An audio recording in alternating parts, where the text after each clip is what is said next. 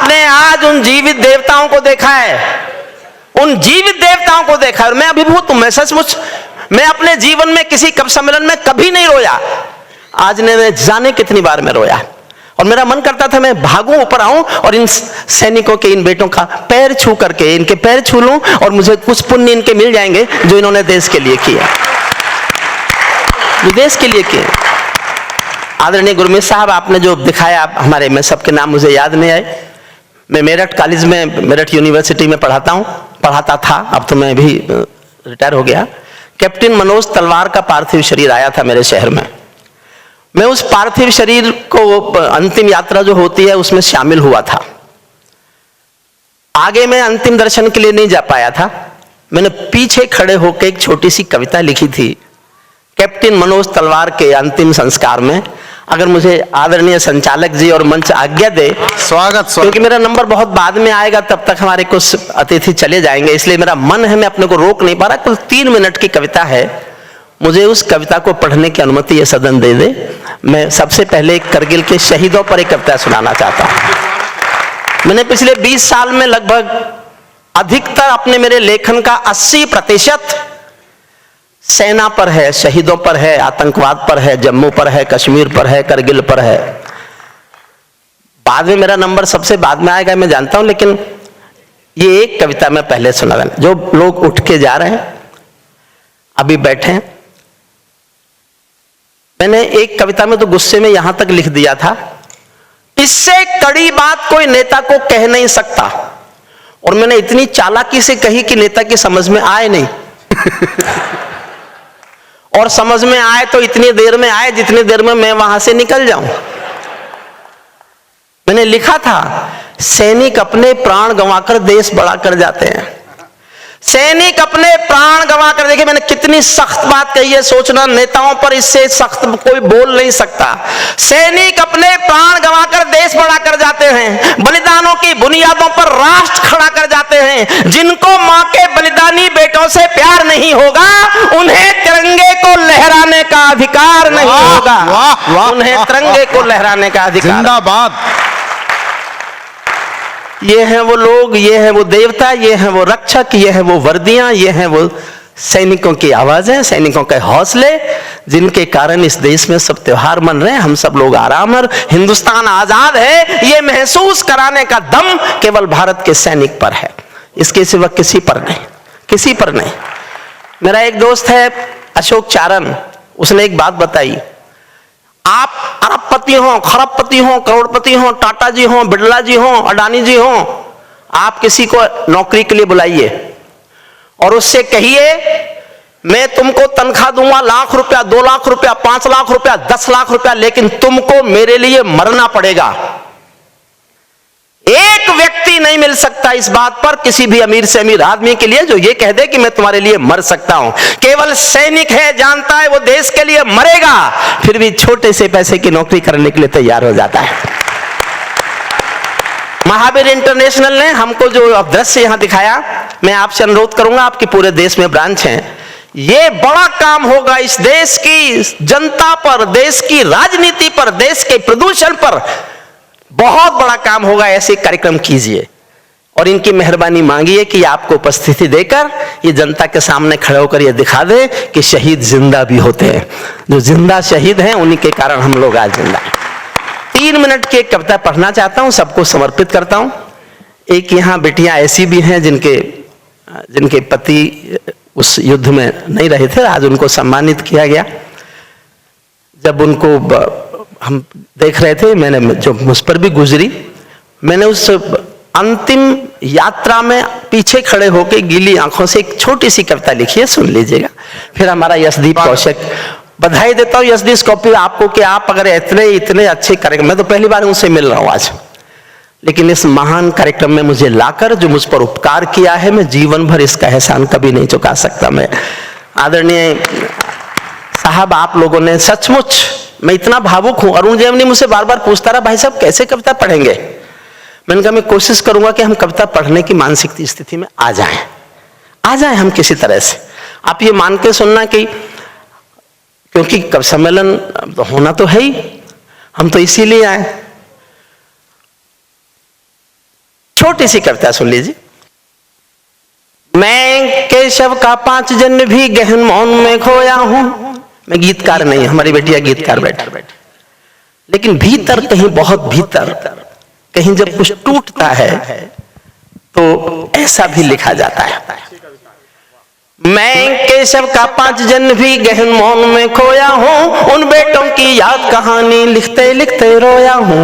उन बेटों की याद कहानी लिखते लिखते रोया हूँ। जिस माथे की कुमकुम बिंदी वापस लौट नहीं पाई, चुटकी झुमके पायल ले गई कुर्बानी की यमराई। कुछ बहनों की राखी जल गई है बर्फीली घाटी में, वेदी के गठबंधन मिल गए हैं करगिल की घाटी में। पर्वत पर कितने सिंदूरी सपने दफन हुए होंगे, बसंतों के मधुमासी जीवन हवन हुए होंगे। टूटी चूड़ी धुला महावर रूठा कंगन हाथों का, कोई मोल नहीं दे सकता बासंती जज्बातों का, कोई मोल नहीं। टूटी चूड़ी धुला महावर रूठा कंगन हाथों का, कोई मोल नहीं दे सकता बासंती जज्बातों का। जो पहले पहले चुंबन के बाद लाम पर चला गया, एक पल का एहसास जीना। और मैं 20 साल से पढ़ रहा हूं ये कविता, लेकिन इससे पवित्र मौका जहां मैंने जिनके लिए लिखी उनके चरणों में बैठ के पढ़ने का मौका मुझे महावीर इंटरनेशनल ने दिया, मैं इस बात को जीवन में कभी नहीं भूलूंगा। जो पहले पहले चुंबन के बाद लाम पर चला गया, नई दुल्हन की सेज छोड़कर युद्ध काम पर चला गया। उनको भी मीठी नींदों की करवट याद रही होगी, सबको परिवार याद आता है। उनको भी मीठी नींदों की करवट याद रही होगी, खुशबू में डूबी यादों की सलवट याद रही होगी, खुशबू में डूबी यादों की सलवट। और मैं अपने जीवन की सबसे अच्छी पंक्ति कर्नल गुरमीत सिंह जी आपके चरणों में भेंट करता हूं। मैंने इससे अच्छा जीवन में कुछ लिखा ही नहीं। रोया भी बहुत था, लेकिन मुझे लगा मैं जीवन में एक ही पंक्ति अच्छी लिख पाया हूं, वो पंक्ति आपको सौंपता हूं। मुझे दुआएं देना तालियों से, अगर ऐसी पंक्ति मैंने एक और लिख ली ना तो महसूस करूंगा मैं कवि हो गया हूं। जीवन की सबसे अच्छी पंक्ति सुनो। उनको भी मीठी नींदों की करवट याद रही होगी, खुशबू में डूबी यादों की सलवट याद रही होगी। उन आंखों की 2 बूंदों से 7 सागर हारे हैं, उन आंखों की 2 बूंदों से 7 सागर हारे हैं। जब मेहंदी वाले हाथों ने मंगलसूत्र उतारे हैं, जब मेहंदी वाले हाथों ने मंगलसूत्र उतारे हैं। गीली मेहंदी रोई होगी छुपके घर के कोने में। मैं एक ऐसी बिटिया को जानता था जहां मैं पढ़ाता हूं, वो एक फौजी से प्यार करती थी। ना बिटिया ने घर पे बताया, लड़की ने घर बताया, ना फौजी ने अपने घर बताया। दोनों ने शादी का भी तय कर लिया कि अगली छुट्टी में फौजी आएगा तो शादी करेंगे। वो लड़की उस फौजी के नाम की मेहंदी रचा रही है बैठी हुई, और जिस समय मेहंदी रचा रही है उसके नाम की, उसी समय खबर आती है फौजी शहीद हो गया। इस पल को जीना मेरे साथ। गीली मेहंदी रोई होगी छुपके घर के कोने में, ताजा काजल छूटा होगा चुपके चुपके रोने में। जब बेटे की अर्थी आई होगी सोने आंगन में, जब बेटे की अर्थी आई होगी सोने आंगन में, शायद दूध उतर आया हो बूढ़ी माँ के दामन में, शायद दूध उतर आया हो बूढ़ी माँ के दामन में। वो विधवा पूरी दुनिया का बोझा सर ले सकती है। संसार के किसी भी मुल्क में, किसी भी मजहब में स्त्री अर्थी को कंधा नहीं देती। करगिल के युद्ध में एक बेटा शहीद हुआ था, वीरेंद्र सिंह। भरतपुर के पास एक गांव है अजान। जब सेना के लोग उसका पार्थिव शरीर लेकर आए तो उसकी पत्नी गायत्री देवी नाम है उनका, उन्होंने अफसरों की मर्जी के खिलाफ, गांव के लोगों की मर्जी के खिलाफ शादी के दिन के कपड़े पहने और शमशान घाट तक अपने पति की अर्थी को कंधा दिया। ये दुनिया की पहली घटना थी जब कोई औरत अर्थी को, उसके बाद तो काफी घटनाएं घटी, लेकिन पहली घटना थी ये। मैंने इस पर एक लाइन लिखी है, आपका मन मांगती है, समर्थन मांगते सदन का सुनना। तब बेटे की अर्थी आई होगी सोने आंगन में, शायद दूध उतरवाया हो बूढ़ी माँ के दामन में। वो विधवा पूरी दुनिया का बोझा सर ले सकती है, वो विधवा पूरी दुनिया का बोझा सर ले सकती है, जो अपने पति की अर्थी को भी कंधा दे सकती है, जो अपने पति की अर्थी को भी कंधा दे सकती है। मैं ऐसी हर देवी के चरणों में शीश झुकाता हूँ, इसीलिए मैं कविता को हथियार बना कर गाता हूँ, इसीलिए मैं हथियार बना कर गाता हूँ। जिन बेटों ने पर्वत काटे हैं अपने नाखूनों से। देखिए आपने पहाड़ियां ऐसे चढ़े होंगे, मैंने कल्पना की है। अंतिम 6 पंक्तियां सैनिक के शौर्य पर बोल रहा हूं। मैंने सैनिक के शौर्य पर केवल 6 लाइन लिखी है इस कविता में, वो सुनिए। जिन बेटों ने पर्वत काटे हैं अपने नाखूनों से, उनकी कोई मांग नहीं है दिल्ली के कानूनों से, उनकी कोई मांग नहीं है दिल्ली के कानूनों से। जो सैनिक सीमा रेखा पर झुकतारा बन जाता है, उस कुर्बानी के दीपक से सूरज भी शर्माता है। गरम दहानों पर तोपों के जो सीने अड़ जाते हैं, उनकी गाथा लिखने को अंबर छोटे पड़ जाते हैं। उनके लिए हिमालय कंधा देने को झुक जाता है। कुछ पल तो सागर की लहरों का गर्जन रुक जाता है। उस सैनिक के शव का दर्शन तीर्थ जैसा होता है। चित्र शहीदों का मंदिर की मूर्त जैसा होता है। चित्र शहीद। बहुत बहुत धन्यवाद। मुझे बस एक आज्ञा दे दीजिए, मेरी कमर में थोड़ी प्रॉब्लम है, पिछले दिनों बीमार हो गया था। मुझे बैठ के पढ़ने के लिए एक ताली बजा दीजिए एक बार, मैं फिर सुना। मैं ऐसा मानता हूं हमारा जो नया नेतृत्व है वो हर समस्या का हल कर देगा। डीजल 10 रुपए हो जाएगा, बुलेट ट्रेन हमारे घर से सवारी लेने आया करेगी। लेकिन कश्मीर से हमारे बेटे तिरंगे में लिपट कर आते रहे तो जनता जवाब तो मांगेगी, जनता जवाब तो मांगेगी। ये कैसे डरता पाकिस्तान। मैं 2 लाइन पढ़ रहा हूं, इस तेवर को आपने स्वीकार लिया तो यही कविता सुनाऊंगा, वरना मेरे पास ताली बजवाने वाली बहुत कविताएं। अनिल अग्रवंशी मुझसे ही सीखा है, पर ठीक नहीं सीखा। 2 पंक्ति तय करेंगी, इस तेवर को आप स्वीकारेंगे तो मैं इस कविता को पढ़ दूंगा। आधे लोगों ने ताली बजाई तो आधी सुनाऊंगा, चौथाई ने ताली बजाई तो चौथाई, और पूरे सदन की एक एक व्यक्ति की ताली उठी। हालांकि बचे ही कितने, सबसे ज्यादा अरुण जैमिनी ने भगाए और खुद भाग गया। 2 लाइन तय करेंगे साहब, इस तेवर को आप स्वीकारेंगे। योद्धा बैठे हैं इसलिए इस कविता को सुनाना चाहता हूं, तो मैं पूरी कविता सुनाऊंगा।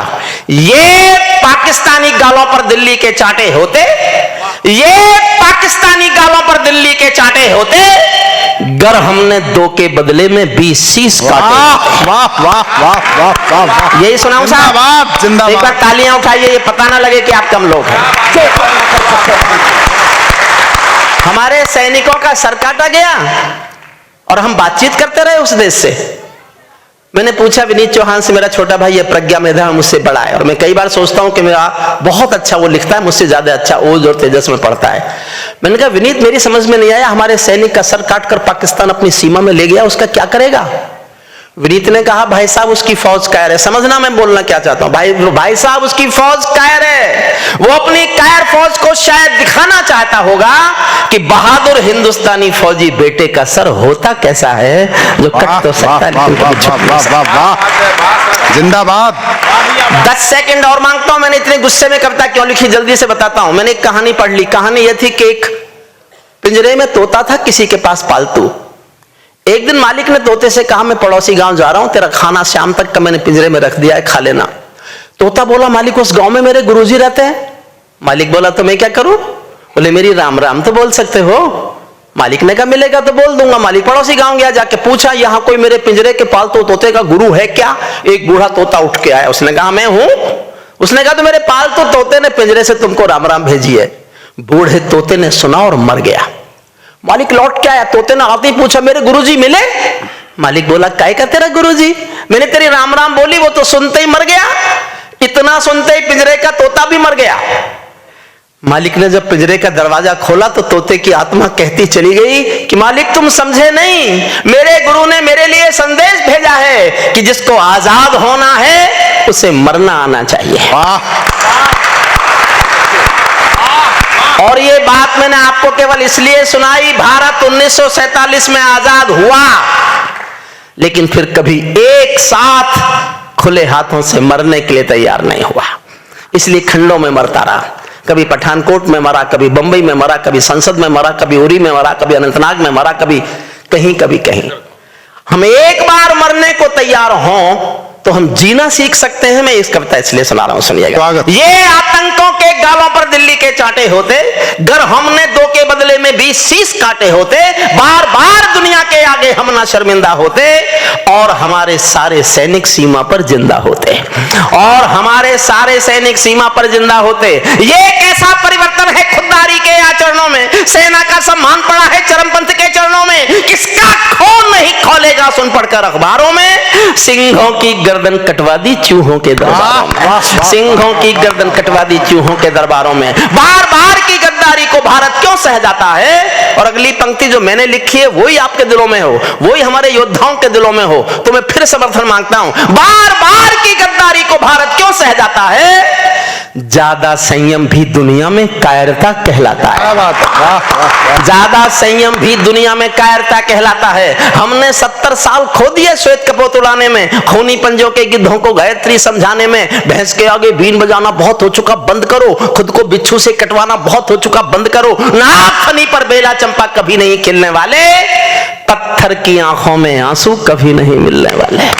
बंदूकों की गोली का उत्तर सद्भाव नहीं होता, हत्यारों के लिए हिंसा का प्रस्ताव नहीं होता, कोई विषधर कभी शांति के बीज नहीं बो सकता है, और भेड़िया शाकाहारी कभी नहीं हो सकता है। और भेड़िया, जोश कम मत कीजिए, मैं आपका जोश चाहता हूं। और भेड़िया शाकाहारी कभी नहीं हो सकता है। जब सिंहों की राजसभा में गीदड़ गाने लगते हैं तो हाथी के मुंह के गन्ने चूहे खाने लगते हैं। रावलपिंडी वालों को सपने में काल दिखाओ तो, भारत माता की आंखों के डोरे लाल दिखाओ तो, दिल्ली वालों ठोकर मारो दुनिया के हथकंडों पर। इजराइल से जीना सीखो अपने ही भूखंडों पर, इजराइल से जीना सीखो अपने ही भूखंडों पर। भारत माता का बंटवारा है जिनकी अभिलाषा में, वे समझेंगे अर्जुन के गांडीव धर्म की भाषा में।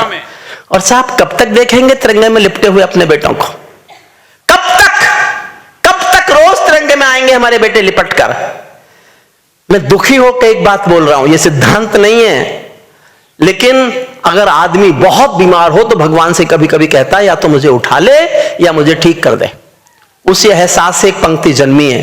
मैं देखना चाहता हूं हैदराबाद के लोग महावीर इंटरनेशनल के इस आयोजन में मेरे बात का कितना समर्थन करते हैं। भारत माता का बंटवारा है जिनकी अभिलाषा में, वे समझेंगे अर्जुन के गांडीव धर्म की भाषा में। फूल अमन के कभी नहीं खिलते कायर पर पार्टी में, नेहरू जी के श्वेत कबूतर मरे पड़े हैं घाटी में। दिल्ली वालों अपने मन को बुद्ध करो या कुछ करो, काश्मीर को दान करो या गद्दारों से युद्ध करो। काश्मीर को दान करो, गद्दारों से युद्ध करो। जिंदाबाद। जेल भरे क्यों बैठे हैं हम आदमखोर दरिंदों से?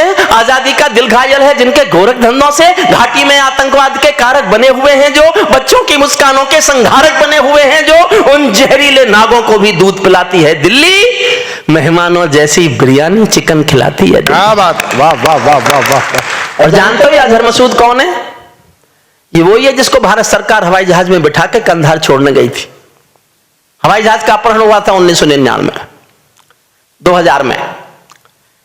आदरणीय प्रधानमंत्री थे अटल बिहारी वाजपेयी जी, उन्होंने 36 कैदी मांगे थे, 3 छोड़े। मैंने तब विरोध किया और मैंने प्रधानमंत्री जी को तब कविता सुनाई जाके। उन्होंने क्या करते? मैंने कहा जो किया ये तो बिल्कुल मत करते।